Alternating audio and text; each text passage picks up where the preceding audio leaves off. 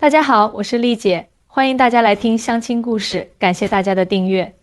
今天要给大家讲的这个故事，可真是让我这个从业多年的红娘都感到震惊。小雨是江浙地区一个普通城市的姑娘，家境不算富裕，但也过得去。大学毕业后，在一家外贸公司工作，英语说得特别溜。2012年的一次商务考察，公司派她去台湾参展，就在那次展会上认识了阿伟。阿伟是台北人，在一家科技公司担任工程师，家里有一栋老房子，虽然不大，但在台北也算是有房一族了。阿伟身高1.78米，皮肤白皙，戴着一副黑框眼镜，斯斯文文的，第一眼看上去就给人一种很舒服的感觉。你好，这是我们公司的产品目录，有什么需要了解的可以问我。小雨微笑着向每位参观展位的客人介绍，谢谢，我想了解一下这个产品的详细参数。阿伟拿起一份目录认真翻看，就是这样简单的一次对话，成了他们之间的开始。展会结束后，阿伟主动加了小雨的联系方式，两人开始了跨海沟通。从最初的业务交流，到后来的生活聊天，再到每天晚上的视频通话，短短3个月，两人就确定了恋爱关系。我妈说你们大陆女生都很有想法，能干又懂事，比我们台湾女生更加顾家。阿伟在视频里笑着说，小雨听了有点不好意思，哪有啦，你妈妈这是在夸我吗？我只是普通人啦，只不过我们那边女生确实从小就被教育要自立自强，还要照顾好家庭。两人交往1年后，阿伟提出了结婚的想法。当时小雨家里人非常担忧，毕竟是远嫁台湾，又是2个不同的生活环境和社会制度。女儿啊，你才认识人家1年就要嫁过去，妈妈真的很担心啊。小雨妈妈握着女儿的手，眼中含泪。妈，我了解阿伟，他是个特别踏实的人，在台湾也有稳定的工作和房子，您不用担心。小雨安慰道，父母见小雨心意已决，也只能支持。婚礼在台北举行，场面虽然不大，但温馨浪漫。小雨的父母专程从大陆赶来参加，阿伟的父母也对这个大陆儿媳妇很是满意。小雨啊，你以后就是我们家的一份子了，有什么需要帮忙的尽管说。阿伟妈妈慈祥地说，刚到台湾的日子，小雨确实感受到了与大陆不同的生活方式。首先是语言，虽然都说中文，但台湾的用语和习惯与大陆有很大不同。比如垃圾车他们叫垃圾车，但念法就完全不同，土豆他们叫马铃薯，肉包子叫包子，打的叫坐计程车等等。还有就是生活节奏，台湾社会看似悠闲，但工作时间却很长。阿伟经常加班到晚上9点才回家，而小雨因为刚到台湾，人生地不熟，又没有工作，常常一个人在家无所事事。阿伟，我想找份工作。小雨有一天终于忍不住说出了自己的想法。好啊，不过你要先适应这边的生活和文化，语言也要调整，不然找工作会有困难的。阿伟建议道。于是小雨开始积极融入台湾社会，学习当地的方言和习惯。半年后，他终于在一家贸易公司找到了工作，专门负责大陆市场的业务。工作之后，小雨才真正开始了解台湾社会的复杂性。他发现台湾并不像大陆人想象的那样落后或贫穷，相反，在很多方面甚至比大陆的一些城市更为发达和精致，比如医疗保障系统非常完善，街道干净整洁，人们的公德意识很强，服务业的态度也十分亲切。台湾最吸引我的地方就是这种人情味。小雨常常跟大陆的朋友说，虽然物质上可能比不上上海、北京这样的大城市，但人与人之间的关系更纯粹，社会更有人情味。婚后的日子过得平淡而温馨。阿伟是个顾家的好男人，虽然工作忙碌，但周末总会陪小雨去逛街，看电影或者回娘家看看他的父母，两人的感情也越来越深。第3年时，他们迎来了爱情的结晶，一个可爱的男孩，取名为小宝。有了孩子后，小雨决定暂时放弃工作，全心照顾孩子。阿伟对此表示支持，并承诺会努力工作，负担家庭的经济重担。就这样，小雨成了全职妈妈，每天围绕着孩子转，而阿伟则更加忙碌，有时甚至需要出差到其他城市或回大陆出差。老公，你最近是不是太忙了？小雨心疼地问道，每天看你这么辛苦，我都不知道该怎么帮你。没事，为了你和小宝，再辛苦也值得。阿伟微笑着抱了抱小雨。时间如白驹过隙，转眼间10年过去了。小宝已经上小学4年级，聪明伶俐，是老师眼中的好学生。小雨也重新开始工作，在一家线上教育机构担任中文教师，教大陆和台湾的孩子学习中文。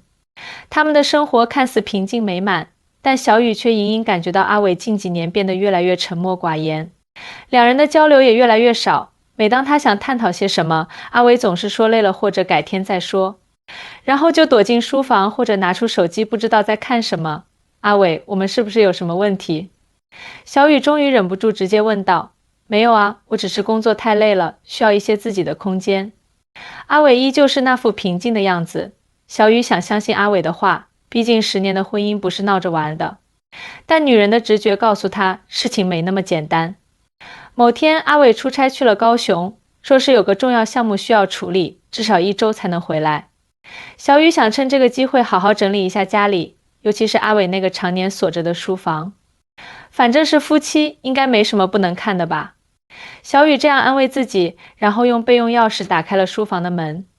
书房里整洁有序，阿伟的电脑、书籍、文件都按类别排放得井井有条。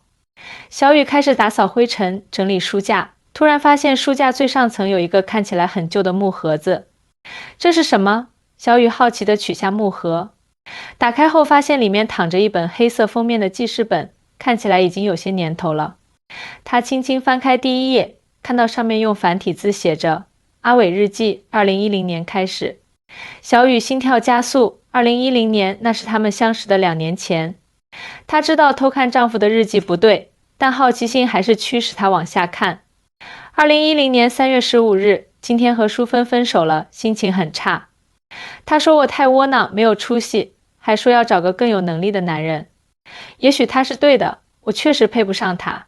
小雨皱了皱眉，淑芬，这是阿伟以前的女友吗？他从来没提过这个名字。他继续往下翻。2012年1月8日，公司安排我去大陆出差3个月，负责上海新项目，希望这次能够表现好一点，争取加薪。现在台北房价这么高，想买个像样的房子真是难啊。小雨愣住了，上海。阿伟从来没说过他去过上海工作，而且他不是一直在台北的科技公司上班吗？他迅速翻到他们相识的那年，2012年5月20日。今天在展会上认识了一个大陆女孩，叫小雨，感觉特别单纯可爱，和淑芬完全不同。她好像对我很有好感。我们交换了联系方式，小雨的心跳得更快了。这段她记得，确实是他们第一次见面的场景，但接下来的内容却让她如坠冰窟。2012年6月10日，和小雨聊得越来越投机，她好像真的很喜欢我。我告诉他我在台北有房有车，是科技公司的工程师。其实我只是租了个小套间，车也是二手的，工作也只是普通的技术员而已。但看到他崇拜的眼神，我突然不想说实话了。小雨的手开始发抖，他不敢相信自己的眼睛，原来阿伟从一开始就在骗他。那他们的婚姻岂不是建立在谎言之上？他强迫自己继续往下看。2012年12月25日，圣诞节和小雨视频，她说想嫁给我来台湾生活。我知道这不对，但我真的很喜欢她，而且淑芬已经和别人结婚了。我也想要一个家。2013年5月1日，决定向小雨求婚。妈妈很担心，说我们认识时间太短，而且我的条件也不是很好，怕小雨知道真相后会后悔。但我已经深陷其中，无法自拔。2013年8月8日结婚了。小雨的父母从大陆来，我租了个大点的房子应付过去。婚礼也是借了钱办的，虽然简单，但小雨很满意，看着她幸福的笑容，我既感动又愧疚。小雨的眼泪止不住地流下来。她想起当初阿伟信誓旦旦地说他在台北有房有车，还说父母支持他们的婚姻。原来这些都是谎言。她继续翻看，希望能找到更多真相。2014年3月30日，小雨说想找工作。我有点担心他会发现我的谎言，比如我根本不是什么工程师，只是个普通技术员，薪水也没有我说的那么高，但又不忍心看他整天闷在家里，最后还是支持了他。2016年1月1日，小宝出生了。看着这个小生命，我下定决心要改变现状。我开始兼职做一些网络项目，希望能多赚些钱。给小雨和孩子更好的生活。小雨翻到后面的日记，发现阿伟确实开始努力改变。他自学编程，晚上兼职接单，周末还去参加各种技术培训。2018年，他终于通过自己的努力，成为了一名真正的软件工程师，薪水也比以前高了很多。2018年10月10日，今天终于存够了钱，准备买房了。虽然只是个小两居，但总算是自己的家了。这些年来，我一直生活在谎言中，却又不敢告诉小雨真相，怕他会离开我。但看到他和小宝幸福的样子，我知道我做对了一件事，那就是娶她。小雨的情绪已经复杂到无法形容，他既愤怒于阿伟的欺骗，又感动于他这些年的努力和改变。他翻到最新的几页，发现阿伟最近似乎有了新的烦恼。2022年6月6日，今天听说公司要裁员，我很可能会在名单上。我不知道该怎么告诉小雨，他一直以为我工作稳定，是个成功人士。如果失业了，可能会连累他和小宝。2022年7月7日，果然被裁了，但公司给了3个月的补偿金。我决定先不告诉小雨，趁这段时间好好找工作。每天假装去上班，其实是去各种公司面试。小雨猛地合上日记本，跪在地上痛哭起来。10年的婚姻竟然全是建立在谎言之上，他感到前所未有的背叛和失落。正当他不知所措时，手机铃声响起，是阿伟打来的。喂，小雨，我今晚可能要晚点回来，这边的工作还没完成。阿伟的声音从电话那头传来。工作？你现在在哪里？真的在高雄出差吗？小雨声音颤抖地问道。电话那头沉默了几秒，然后阿伟叹了口气。你是不是看了什么？我看了你的日记，阿伟，10年了，你骗了我整整10年。小雨再也控制不住自己的情绪，放声大哭。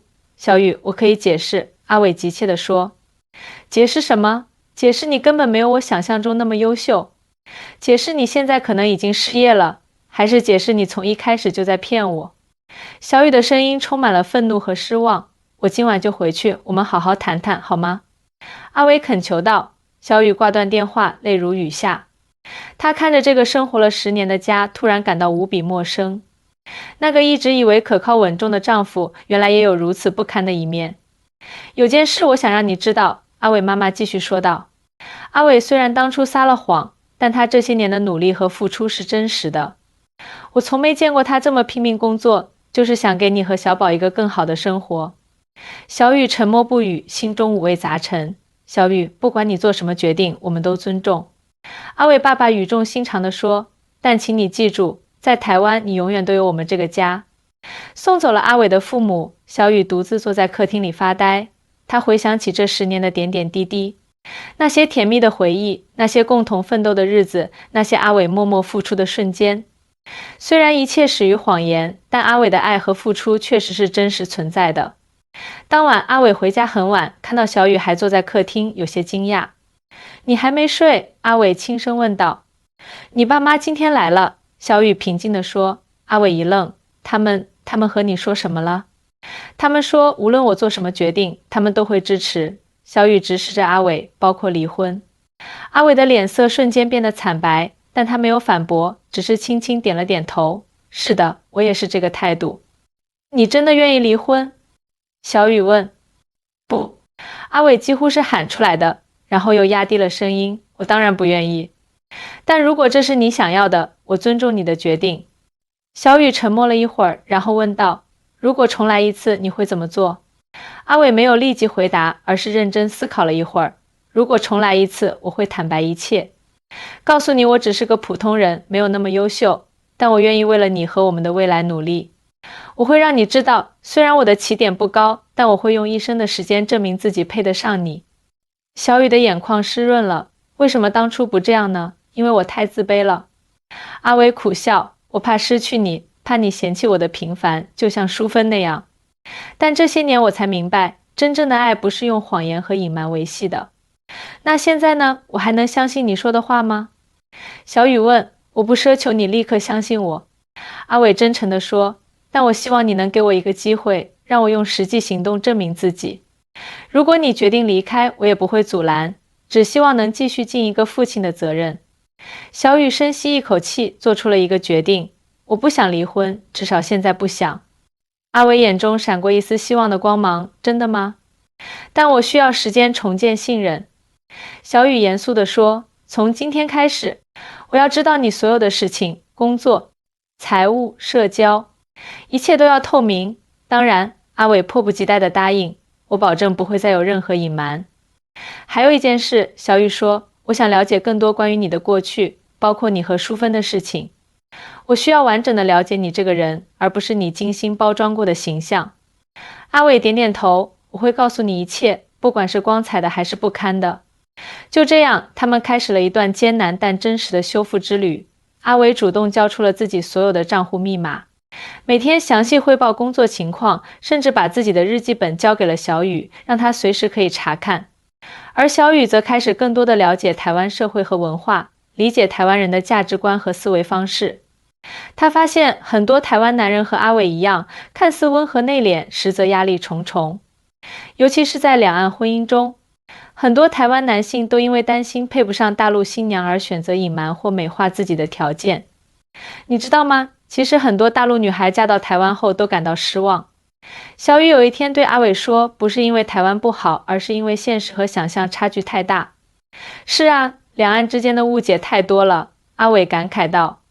很多台湾人以为大陆还是20-30年前的样子，而大陆人则以为台湾比大陆富裕得多。其实两边都在快速变化，小雨说。大陆的一线城市发展得飞快，而台湾虽然整体生活质量高，但年轻人的压力也不小。阿伟点点头，所以我们更应该坦诚相待，共同面对。时间就这样一天天过去，他们的关系开始慢慢修复。阿伟的新工作比之前更稳定，薪水也更高，小雨也找到了一份更好的工作，成为一家大型教育机构的中文教师主管，负责两岸文化交流项目。1年后的一天，阿伟突然提议全家回大陆探亲。真的吗？小雨惊喜地问，你不是一直说工作忙，没时间吗？是的，但我想是时候让小宝多了解他外公外婆那边的文化了。阿伟微笑道，而且我也想亲眼看看现在的大陆到底发展成什么样子了。回到江浙老家，小雨发现家乡已经发生了翻天覆地的变化。高楼大厦林立，街道整洁宽敞，商场里的商品琳琅满目，甚至比台北的还要丰富多样。哇，这里比我想象的要现代多了。阿伟惊叹道，尤其是移动支付这么发达，台湾还远远比不上。小雨的父母见到阿伟和小宝格外高兴。虽然之前对阿伟有些误解，但看到女儿幸福的样子，他们也释怀了。爸妈，谢谢你们当初支持我的决定。小雨抱着父母说，虽然经历了一些波折，但我和阿伟现在真的很好。只要你幸福，我们就放心了。妈妈慈爱地摸着小雨的头。晚上，阿伟和小雨坐在老家的阳台上，望着星空，回忆这1年多来的点点滴滴。小雨，谢谢你愿意原谅我，给我重新开始的机会。阿伟真诚地说。其实我想通了一件事，小雨微笑道，婚姻不是终点，而是起点。我们都在这段关系中成长，犯错，然后变得更好。你知道吗？这次回大陆，我才真正理解你当初为什么愿意嫁给我。阿伟感慨地说，你完全可以在这里过上更好的物质生活，但你选择了我，选择了一个陌生的地方，一段未知的生活，因为爱啊。小雨靠在阿伟肩上，虽然你骗了我，但你的爱是真的，这一点我从来没有怀疑过。我保证，以后的日子里，我会用真实和诚恳来回报你的信任和包容。阿伟握紧了小雨的手，就这样，他们选择了原谅和重新开始。这段建立在谎言之上的婚姻，经历了风雨的洗礼，反而变得更加坚固和真实。2年后，他们迎来了第2个孩子，一个活泼可爱的女儿。家庭的幸福和睦，让曾经的伤痛逐渐愈合。小雨常常对朋友们说，婚姻中最重要的不是条件的完美，而是双方面对问题时的态度。阿伟虽然当初骗了我，但他后来的坦诚和努力，让我看到了他真正的价值。而阿伟则经常感慨，我犯了一个大错，差点失去最爱的人。幸运的是，小雨给了我改正错误的机会，从此以后，我再也不敢对他有任何隐瞒。他们的故事也成为两岸婚姻中的一个特别案例。告诉人们，无论文化差异多大，无论开始的多么不完美，只要有真爱和诚意，一切问题都能够解决。大家好，我是丽姐。这个故事告诉我们，婚姻是需要经营的，尤其是跨地区、跨文化的婚姻更是如此。很多人在恋爱时带着滤镜，把对方想象的完美无缺，而忽略了了解真实的彼此。在两岸婚姻中，由于信息不对称和文化差异，更容易产生误解和隐瞒。台湾并不像有些大陆人想象的那么落后，同样的，大陆也不是台湾人印象中只看重物质的地方。两岸民众都有各自的优点和生活智慧，相互尊重、坦诚相待才是维系感情的基础。所以，无论你是正在恋爱中，还是已经步入婚姻殿堂，请记住，真诚永远大于完美，共同成长胜过一时的欺骗。只有建立在真实基础上的感情，才能经得起时间的考验，迎来真正的幸福。感谢大家的收听，我是丽姐，我们下次再见。